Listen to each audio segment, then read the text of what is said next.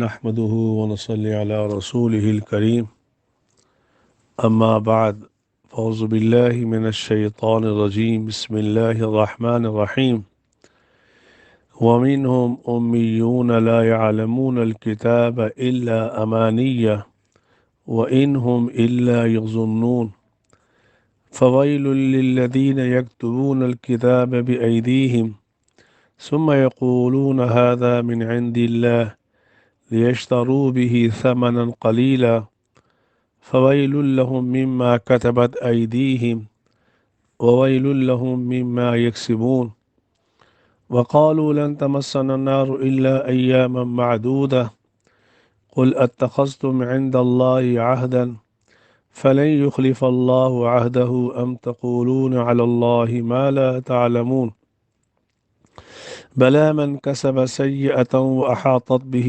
خطيئته فأولئك أصحاب النار هم فيها خالدون والذين آمنوا وعملوا الصالحات أولئك أصحاب الجنة هم فيها خالدون صدق اللہ العظیم۔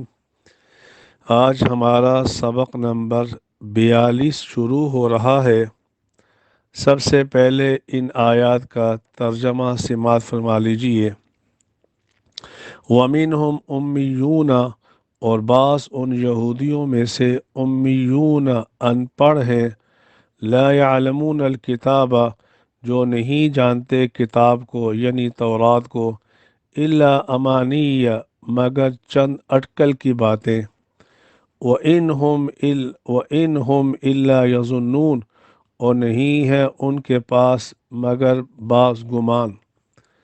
فَوَيْلٌ لِّلَّذِينَ يَكْتُبُونَ الْكِتَابَ، پس ہلاکت ہے ان لوگوں کے لیے جو لکھتے ہیں کتاب کو اپنے ہاتھوں سے، ثم یقولون، پھر وہ کہتے ہیں، ھذا من عند اللہ، یہ اللہ کی طرف سے ہے، لیشتروا به ثمنا قلیلا، تاکہ لے لیں اس کے ذریعے سے تھوڑا سا مال۔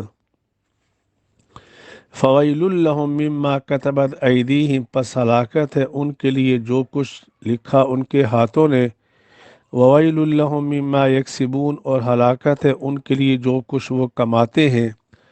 وقالوا، اور کہا انہوں نے، لن تمسنا النار، نہیں چھوئے گی ہمیں جہنم کی آگ، الا ایام معدودہ، مگر چند دن۔ قل، اے محمد صلی اللہ علیہ وسلم آپ انہیں کہہ دیجئے، اتخذتم عند اللہ، کیا پکڑ لیا تم نے اللہ کے ہاں کوئی وعدہ؟ فلن یخلف اللہ عہدہ، پس ہرگز اللہ تعالیٰ اپنے وعدے کی خلاف ورزی نہیں کرتے۔ ام تقولون، یا تم کہتے ہو اللہ کے بارے میں وہ چیز جس کا تمہیں علم نہیں ہے۔ بلا، کیوں نہیں، من کسب سیئۃ، جس نے کمایا گناہ کو، وَأَحَاطَتْ بِهِ خَطِیئَتُهُ، اور گھیر لیا ان کو ان کے گناہوں نے، فَأُولَٰئِکَ أَصْحَابُ النَّارِ، پس وہی لوگ ہیں جہنم والے، ہم فیہا خالدون، وہ اس میں ہمیشہ ہمیشہ رہیں گے۔ والذین آمنوا وعملوا الصالحات، وہ لوگ جو ایمان لے کے آئے اور اچھے اعمال کیے، اولئک اصحاب الجنہ، وہی لوگ ہیں جنت والے، ہم فیہا خالدون، وہ اس میں ہمیشہ ہمیشہ رہیں گے۔ تو یہاں یہودیوں کی کئی برائیوں کا ذکر ہو رہا ہے، ان میں سے یہ ہے وَمِنْهُمْ أُمِّيُّونَ، ان میں سے بعض ان پڑھ ہیں۔ امی ان کو کیوں کہتے ہیں؟ یہ امی ان کو اس لیے کہا جاتا ہے کہ اس کی نسبت ماں کی طرف کی جا رہی ہے، کہ ماں کے پیٹ سے جیسے پیدا ہوئے ویسے کے ویسے ہیں، انہوں نے اپنے باپ سے لکھنا پڑھنا نہیں سیکھا، اس لیے ان کو امی کہا جاتا ہے۔ امی منسوب الی الام ہے، ماں کی طرف نسبت، ماں کے پیٹ سے جیسے آئے تھے ویسے کے ویسے ہی ہیں، انہوں نے پڑھنا لکھنا باپ وغیرہ سے نہیں سیکھا۔ لیکن جب رسول اکرم صلی اللہ علیہ وسلم کی طرف امی کی نسبت کی جائے، یہ کئی لوگ اس کا ترجمہ ان پڑھ کے کرتے ہیں، ہر جگہ ایسا معنی نہیں کیا جائے گا۔ جب امی کی نسبت رسول اکرم صلی اللہ علیہ وسلم کی طرف کی جائے گی تو اس کا معنی یہ ہوگا جس نے دنیا میں کسی سے پڑھنا لکھنا نہ سیکھا ہو، جس کا معلم خود اللہ کی ذات ہو، ایسی شخصیت کو امی کہا جاتا ہے، رسول اکرم صلی اللہ علیہ وسلم کی طرف جب اس کی نسبت کی جائے۔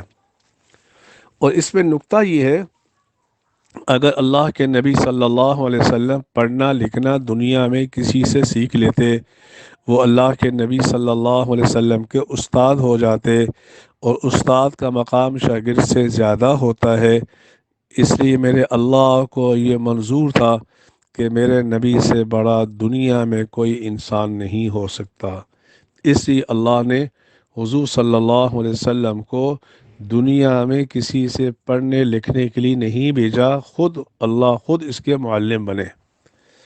اس لیے فرمایا وَمِنْهُمْ أُمِّيُّونَ، بعض ان میں سے ان پڑھ ہیں، لا يعلمون الکتاب، جو کتاب کو جانتے ہی نہیں، نہ ان کے الفاظ سے واقف ہے نہ اس کے معنی سے واقف ہے، الا امانیہ، مگر چند آرزوؤں کی بات۔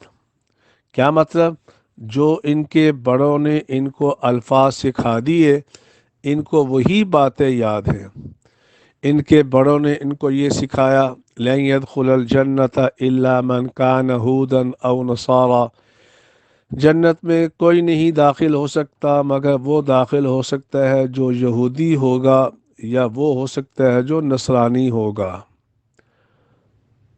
یہ ان کے بڑوں نے سکھا دیا۔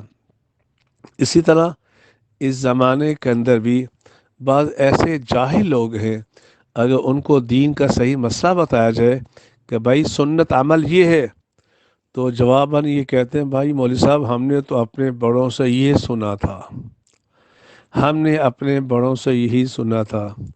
تو اس زمانے کے اندر بھی ایسے لوگ تھے، اس زمانے کے اندر بھی ایسے لوگ ہیں۔ تو اس کا ذکر ہے کہ وَقَالُوا لَن وَمِنْهُمْ أُمِّيُّونَ لَا يَعْلَمُونَ الْكِتَابَ إِلَّا أَمَانِيَّ۔ امانیہ اصل میں کہتے ہیں جھوٹ کو، جھوٹ۔ اسی لیے علامہ جلال الدین سیوطی رحمہ اللہ تعالی نے علام امانیہ کی جو شرح کی ہے اکاذیب کے ساتھ کی ہے۔ وَإِنْهُمْ إِلَّا يَظُنُّونَ، اور نہیں ہے ان کے پاس مگر بعض اٹکل کی باتیں، اٹکل کی باتیں۔ فَوَيْلٌ لِّلَّذِينَ، پس ہلاکت ہے ان لوگوں کے لیے، یکتبون الکتاب بِأَیْدِیہم، جو لکھتے ہیں کتاب کو اپنے ہاتھوں سے۔ غالباً علامہ جلال الدین سیوطی رحمہ اللہ تعالی نے اسباب النزول کے اندر اس کا شان نزول یہ بیان کیا ہے۔ اخرج النسائی عن ابن عباس رضی اللہ تعالی عنہ قال نزلت هذه الآیہ فی اہل الکتاب، یہ آیت اہل کتاب کے بارے میں نازل ہوئی ہے۔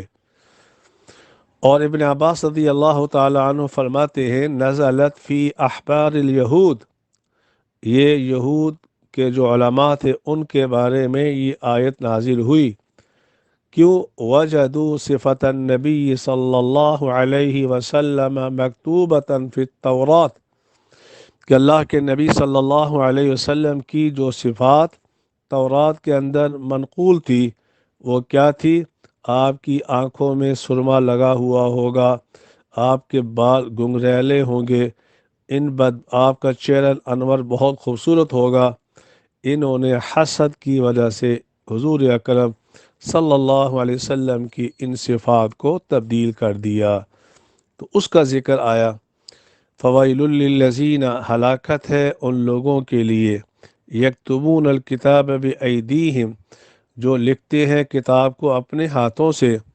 اب ہاتھوں کی قید کیوں لگائی؟ ہر آدمی ہاتھ سے لکھتا ہے، تو اس کو کہتے ہیں قرآن کے اندر بھی اس کی مثال موجود ہے کہ جو چیز واضح ہو اس کو مزید وضاحت کے لیے اس کی شرح اور صفت لے کے آ جاتے ہیں۔ جیسے کہ طائر یطیر بجناحیہ، طائر اس کو کہتے ہیں جس کے ہوں پر، لیکن پھر پروں کا ذکر کر دیا، یہاں بھی ایسا ہی ہے۔ ثم یقولون، پھر وہ کہتے ہیں ھذا من عند اللہ، یہ اللہ کی طرف سے ہے، لیشتروا به ثمنا قلیلا، تاکہ اس کے ذریعے سے وہ تھوڑا سا مال لے لیں۔ اب یہ نہ سمجھ لینا کہ زیادہ مال لینا جائز ہے۔ علماء مفسرین نے لکھا ہے یہاں ثمن قلیل سے مراد دراہم نہیں ہے، بلکہ مال کثیر ہی مراد ہے۔ اور دوسرے مفسرین نے اس کا یہ جواب دیا دنیا کا سارا مال ہی ثمن قلیل ہے۔ اللہ اکبر۔ وویل لہم مما یکسبون، اور ہلاکت ہے ان کے لیے جو کچھ وہ کماتے ہیں، یعنی جو رشوت لیتے ہیں۔ وقالوا، اور کہا انہوں نے، لن تمسنا النار، اسباب النزول کے اندر اس کا شان نزول یہ لکھا ہے۔ ابن عباس رضی اللہ تعالی عنہ فرماتے ہیں قدم رسول اللہ صلی اللہ علیہ وسلم المدینہ، کہ رسول اکرم صلی اللہ علیہ وسلم مدینہ میں تشریف لائے۔ ویہود تقول، اور یہود یہ کہنے لگے کہ ہمیں صرف 7 دن عذاب ہوگا۔ وجہ اس کی یہ ہے کہ دنیا کی مدت ہے 7000 سال، اور ہر سال کے بدلے میں ہمیں 1 دن عذاب ہوگا، تو ہمیں 7 دن عذاب ہوگا، اس کے بعد ہم جنت میں چلے جائیں گے۔ اس پر فانزل اللہ تعالی ھذہ الآیہ، اللہ نے اس پر یہ آیت نازل کی ہے۔ وقالوا لن تمسنا النار، اور کہا انہوں نے نہیں چھوئے گی ہمیں آگ، الا ایام معدودہ، مگر چند گنے چنے دن۔ قل، آپ کہہ دیجئے، اتخذتم عند اللہ، یہ حمزہ استفہام ایک محذوف ہے، کیا تم نے پکڑ لیا اللہ کے ہاں کوئی وعدہ؟ اگر اللہ نے تم سے وعدہ کوئی کر لیا ہے تو اللہ اپنے وعدے کی خلاف ورزی نہیں کرتے، یا تم اللہ پر ایسی بات کرتے ہو جس کا تمہیں علم نہیں ہے۔ بھلا کیوں نہیں، کسب سیئۃ، در حقیقت اس میں اشارہ ہے کہ عذاب کی مدت دلیل عقلی سے معلوم نہیں ہو سکتی، اس کے لیے دلیل سمعی کا ہونا ضروری ہے۔ عقل کہتی ہے جتنی دن تم نے عبادت کی ہے بچڑے کی، اتنے دن ہی عذاب ملنا چاہیے، لیکن یہاں دلیل عقلی نہیں چلے گی، دلیل سمعی چلے گی۔ یہی وجہ ہے بعض لوگ سوال یہ کرتے ہیں، ایک کافر نے 70 سال شرک کیا، 70 سال شرک کیا، کفر کے اندر مر گیا، تو عقل کہتی ہے اس کو جہنم کا عذاب بھی 70 سال ہونا چاہیے، لا محدود اس کو سزا دینا بظاہر ظلم ہے۔ تو اس کا یہ جواب دے دیا کہ عذاب کی مدت کا تعین دلیل عقلی سے نہیں ہو سکتا، دلیل سمعی سے ہونا چاہیے۔ بلا من کسب سیئۃ، کیوں نہیں، من کسب سیئۃ، جس نے کمایا سیئہ۔ کسب کہتے ہیں، علامہ آلوسی رحمہ اللہ تعالی فرماتے ہیں الکسب جلب النفع، نفع کو کھینچنے کو کسب کہتے ہیں۔ اور سیئہ کس گناہ کو کہتے ہیں؟ والسیئۃ الفاحشۃ الموجبۃ للنار، ایسا گناہ جو جہنم کا سبب بنتا ہو، ایسے گناہ کو سیئہ کہا جاتا ہے۔ جس نے شرک کیا، وَأَحَاطَتْ بِهِ خَطِیئَتُهُ، اور گھیر لیا اس کو اس کے گناہوں نے، فَأُولَٰئِکَ أَصْحَابُ النَّارِ، بس وہی لوگ ہیں جہنم والے، ہم فیہا خالدون، وہ اس میں ہمیشہ ہمیشہ رہیں گے۔ علامہ آلوسی رحمہ اللہ تعالی نے تفسیر روح المعانی میں عجیب نقطہ نقل کیا کہ اللہ تعالیٰ کی یہ عادت چلی آ رہی ہے، لما ذکر سبحانہ اہل النار، جب اہل جہنم کا ذکر ہوتا ہے تو تسلی کے لیے اللہ اہل ایمان کا بھی ذکر کر دیتے ہیں، تاکہ ترہیب کے ساتھ ترغیب بھی آ جائے۔ لہذا وہ لوگ جو ایمان لائے، اچھے اعمال کیے، اولئک اصحاب الجنہ، وہی لوگ ہیں جنت والے، وہ اس میں ہمیشہ ہمیشہ رہیں گے۔ اس لیے میرے دوستوں، بزرگوں، بھائیوں، ایسے اعمال کر کے جانا جو دخول جنت کا سبب بنے۔